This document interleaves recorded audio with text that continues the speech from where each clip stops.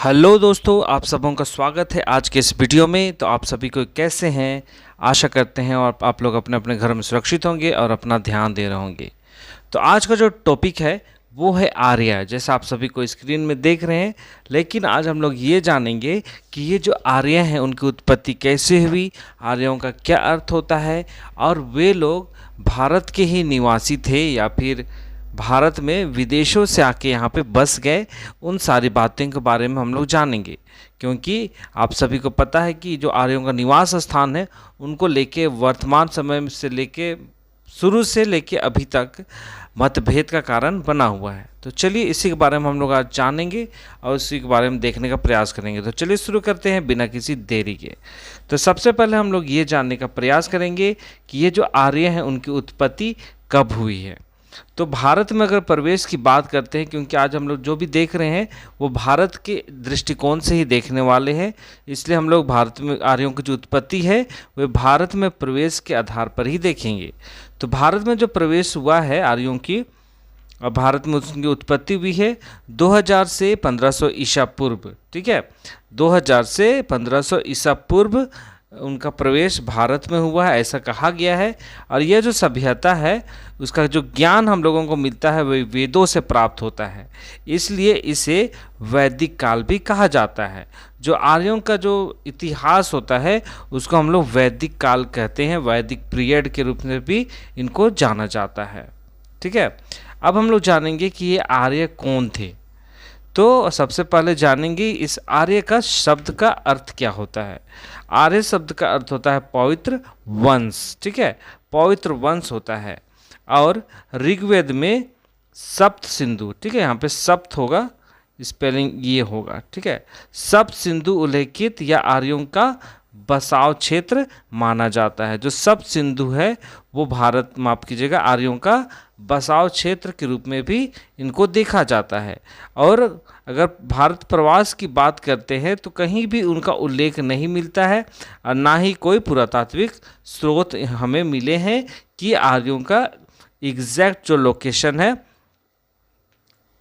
भारत है। अब भारत का प्रवास क्षेत्र है सिंधु, सप्त सिंधु ही है, यह कह पाना सही नहीं है, क्योंकि इनका उल्लेख अभी तक हमें प्राप्त नहीं हुआ है। लिखित प्रमाण भी हम लोगों के सामने नहीं है और पुरातात्विक स्रोत के आधार पर भी देखा जाए तो वो भी नहीं है। अब हम लोग आते हैं मेन टॉपिक पे, जो मेन टॉपिक है उस पर आते हैं। अब जानेंगे कि आर्यों का मूल निवास स्थान कहाँ है। मूल निवास, ठीक है, मतलब उनका मातृभूमि कहाँ है, वे कहाँ के हैं, भारत से हैं या भारत के बाहर से हैं, इन सारी बातों को यहाँ पे जानेंगे। अगर हम लोग विद्वानों की बात करते हैं तो उनका आपस में मतभेद दिखाई पड़ता है, क्योंकि कुछ विद्वान उन्हें विदेशी कहते हैं या फिर कोई विद्वान उन्हें भारत का ही मूल निवासी कहता है। पर अगर हम लोग सहमति की बात करते हैं तो जो सहमति बनी है विद्वानों में वो है कि जो आर्य लोग हैं वो मध्य एशियाई के कहीं से, मतलब मध्य एशियाई के किसी देश से भारत में वे आए हैं और मध्य एशियाई ही आर्यों का मूल निवास स्थान है। इस बात को लेकर सहमति बनी है। ठीक है, और अगर यहाँ पे हम लोग बात करते हैं आर्यों के निवास को लेके तो इनके लिए कई अन्वेषण किए गए हैं, कई सर्वेक्षण सब किए गए हैं। तो इसमें से जब अन्वेषण किया जा रहा था, सर्वेक्षण सब किया जा रहा था, तो कुछ सिद्धांत हैं जिनको लेके विचार किया गया, जैसे आपका यूरोपीय सिद्धांत, मध्य एशिया सिद्धांत, आर्कटिक प्रदेश का सिद्धांत या भारतीय सिद्धांत। यहाँ पे 4 हम लोग सिद्धांत को देख रहे हैं, क्योंकि यहाँ पे आर्यों का बीच में इनका मूल निवास को लेके काफ़ी मतभेद है, इसलिए यहाँ पे कुछ विदेशी प्रमाण को भी देखा गया है और भारतीय सिद्धांत को भी लेके यहाँ पे विचार किया गया है। तो चलिए सबसे पहले हम लोग देखेंगे यूरोपीय सिद्धांत के आधार पे कि मूल आर्यों का मूल निवास स्थान कहाँ है। तो जैसा कहा जाता है कि कुछ विद्वानों का मानना है कि वे जो आर्य हैं वो यूरोप से भारत में आए हैं। ठीक है, तो वहीं पे एक माइनर एशिया के बुगाज कोई नाम का एक स्थान है। ठीक है, माइनर एशिया में मतलब एशिया के ही मिडिल में ऐसा एक जगह है, बोगाचकोई नाम का एक स्थान है। तो उसी के आधार पर मानकर यह कहा गया था कि जो यूरोप से जो आए हैं वो बोगाचकोई नामक स्थान से ही भारत में प्रवेश किए थे।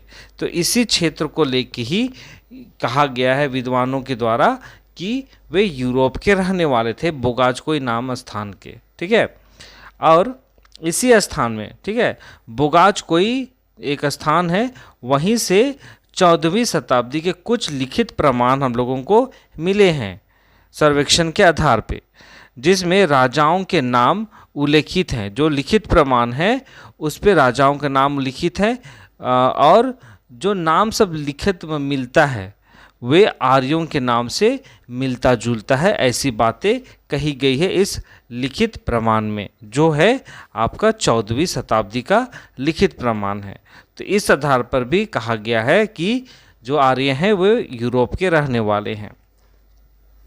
और ये भी कहा गया है कि जो आर्यों का जो संबंध कहा गया है वो वहाँ के जो यूरोप के जो एक जाति है हित्ती और कस्सी, ठीक है, हित्ती और कस्सी नाम का जाति है यूरोप में, तो उससे संबंध को दिखाया गया है।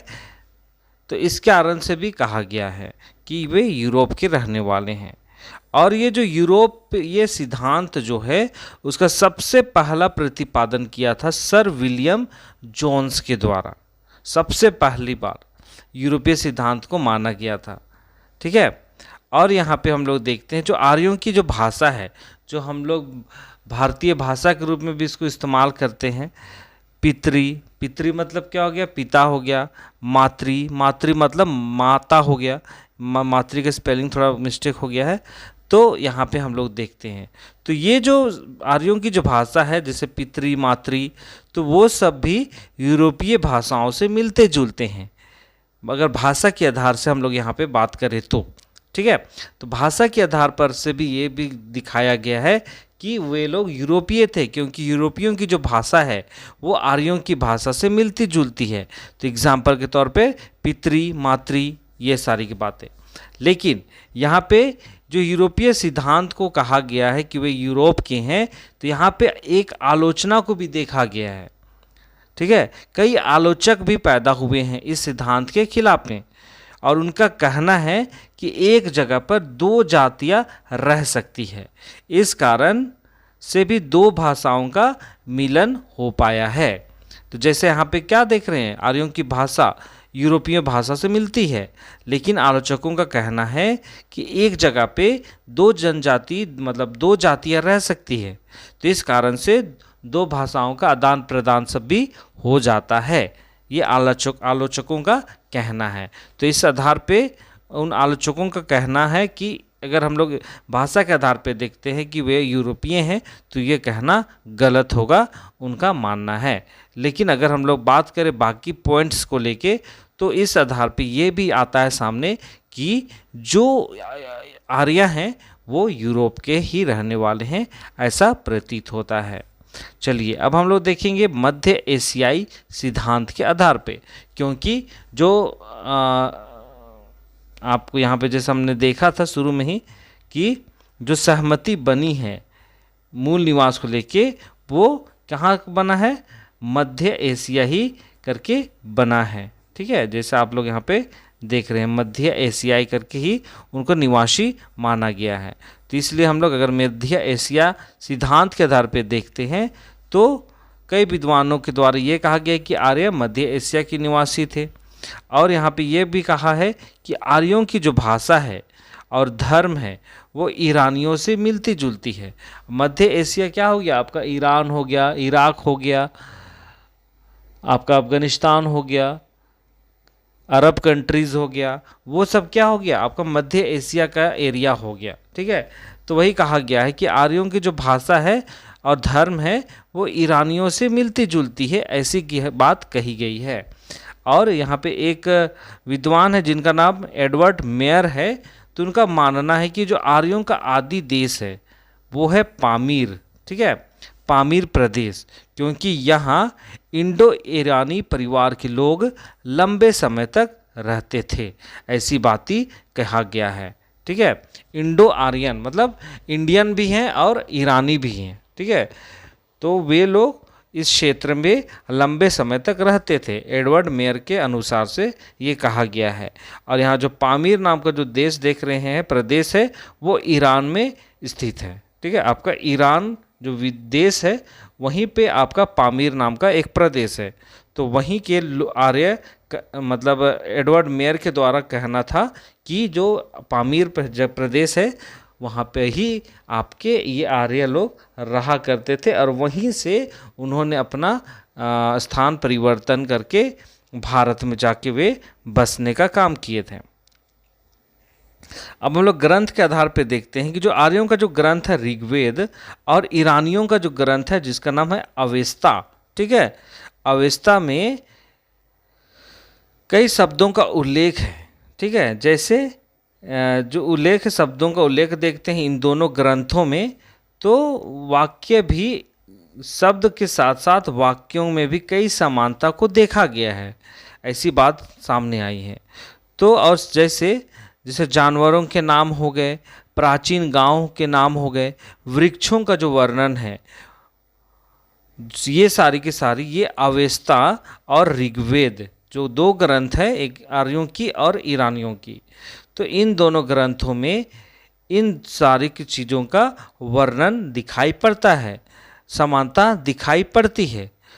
जो जैसे जानवरों का उल्लेख मिला है अवेस्ता और ऋग्वेद में, प्राचीन गांवों का उल्लेख मिला है ऋग्वेद और अवेस्ता में, अब वृक्षों का जो वर्णन मिलता है इन दोनों ग्रंथों में, वे सारे के सारे पामीर प्रदेश में मिलते हैं, जो हमारे भारत में भी नहीं मिलते हैं। तो इस आधार पे, ग्रंथ के आधार पे भी कहा गया है कि जो आर्य लोग हैं वे मध्य एशिया के मूल निवासी हैं, ऐसा हो सकता है, ये कहा गया है। चलिए अगले हम सिद्धांत में चलेंगे। अगला सिद्धांत है आपका आर्कटिक प्रदेश सिद्धांत। आर्कटिक प्रदेश किसको कहते हैं? जो दक्षिणी ध्रुव पे स्थित है, ठीक है। आर्कटिक जहाँ पे पूरा सालों भर बर्फ जमे हो रहते हैं, सबसे ठंडा जगह कहा जाता है, और भारत के कई शोध संस्थान इसी ध्रुवीय क्षेत्र पे, आर्कटिक ध्रुवीय क्षेत्र पे स्थित है। तो बात करें, भारत के ही एक विद्वान है जिनका नाम है लोकमान्य बाल गंगाधर तिलक, जिसको आप लोग सभी को जानते हैं। ये एक विद्वान है, और उनके अनुसार से ये कहा गया है कि जो आर्य लोग हैं वे ध्रुवीय क्षेत्र के रहने वाले थे, जो आर्य हैं।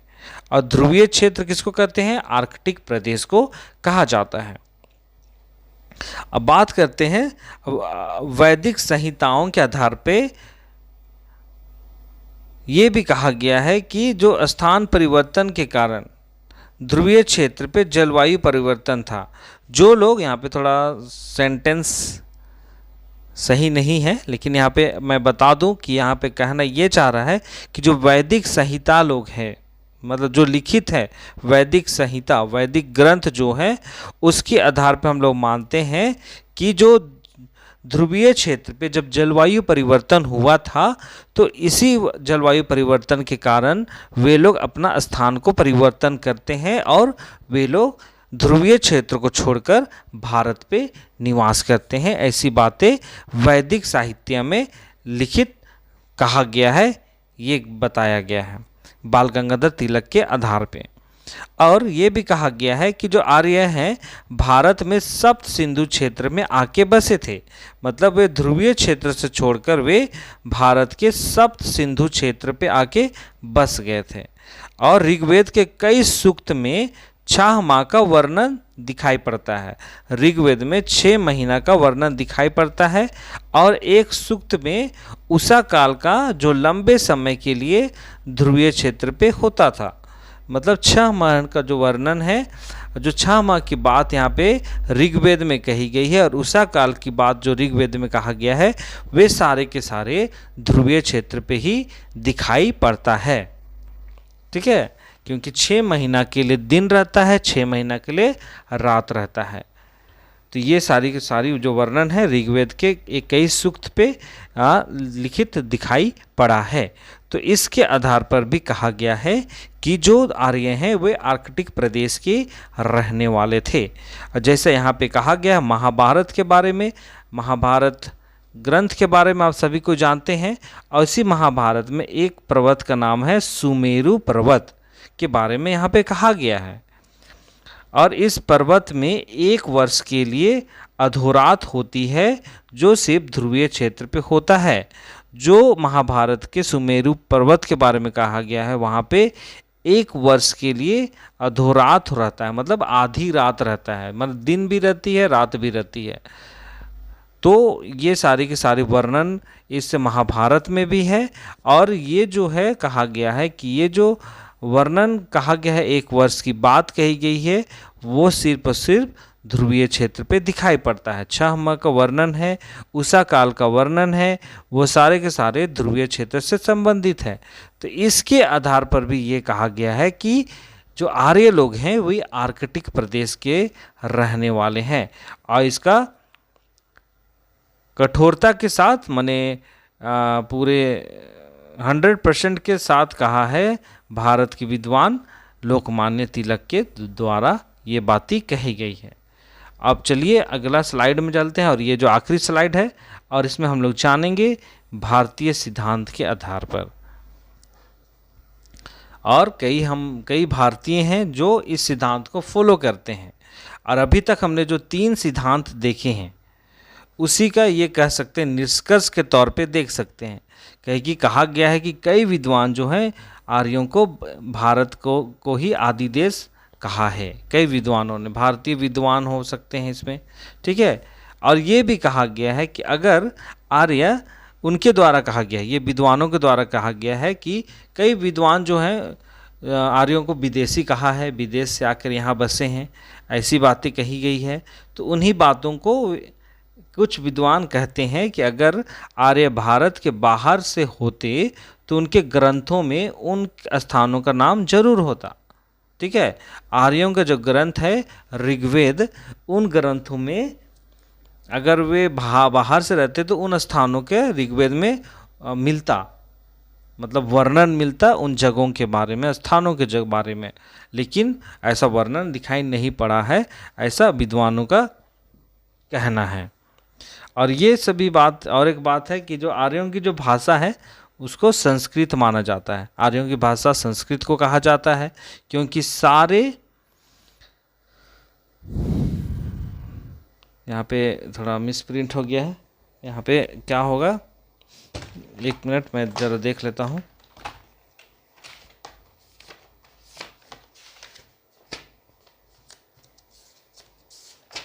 थोड़ा सा समय दीजिएगा, ज़्यादा समय मैं नहीं लूँगा आपसे। और यहाँ पे कहा गया है वेद लिखा है, मतलब वेद होगा, ठीक है। सारे वेद इसी भाषा में है, मतलब जो आर्यों का जो ग्रंथ है वेद, ठीक है, वे संस्कृत भाषा में ही लिखे हुए हैं। और ये भी कहा गया है कि भारत में कई प्रजातियाँ निवास करती थी। तो ये भी तो हो सकता है कि भारत पे जाने से अपने भाषा में उनका विलय हो गया। अगर भारत गए होंगे, अगर कहीं और गए होंगे तो उनकी भाषा और भारतीयों की भाषा, आर्यों की भाषा में विलय को देखा गया होगा। तो इसलिए ये कह पाना सही नहीं होगा कि जो आर्य हैं वो भारतीय नहीं हैं, वे विदेश से आके यहाँ पे बसे हैं। तो ये सारी बातें विद्वानों के द्वारा कहा गया है, ठीक है। तो ये कह पाना सही नहीं है कि वे लोग भारतीय हैं, नहीं हैं, वे लोग विदेश से आके बसे हैं, ऐसी बात कहना सही नहीं होगा, उचित नहीं होगा, कुछ विद्वान कहते हैं। तो अगर आप लोग वीडियो ध्यान से देखे होंगे तो आप लोगों को बात में ये समझ में आ गया होगा कि अभी भी अगर बात करें वर्तमान समय में भी ये मतभेद का ही विषय बना हुआ है कि आर्यों का निवास स्थान कहाँ है, वे लोग कहाँ से आए हैं, वे भारत के ही रहने वाले हैं या फिर विदेशों से आकर भारत में बसे हैं। ये सारी की बातें अभी तक मतभेद का कारण ही बना हुआ है। तो ये सारी बातें थी जो आप सबों के सामने मैं प्रस्तुत किया हूँ। तो आप सबों को वीडियो कैसा लगा? वीडियो अगर पसंद आया है तो वीडियो को आप लोग ज़रूर से ज़रूर लाइक कीजिएगा, वीडियो को शेयर कीजिएगा और चैनल को सब्सक्राइब करना नहीं भूलिएगा जो लोग नए हैं, क्योंकि हमारा चैनल भी नया है तो आप लोगों की सपोर्ट की बहुत आवश्यकता है। तो आप लोग ज़रूर ज़रूर चैनल को सपोर्ट कीजिए। तो चलिए इसी के साथ आज की इस वीडियो को यहीं पे समाप्त करता हूँ और मिलते हैं एक नए इतिहास के साथ। तो अपना ध्यान दीजिए, सुरक्षित रहिए। एक नए वीडियो के साथ आता हूँ मैं, आप लोग इंतज़ार करिए। बहुत बहुत धन्यवाद।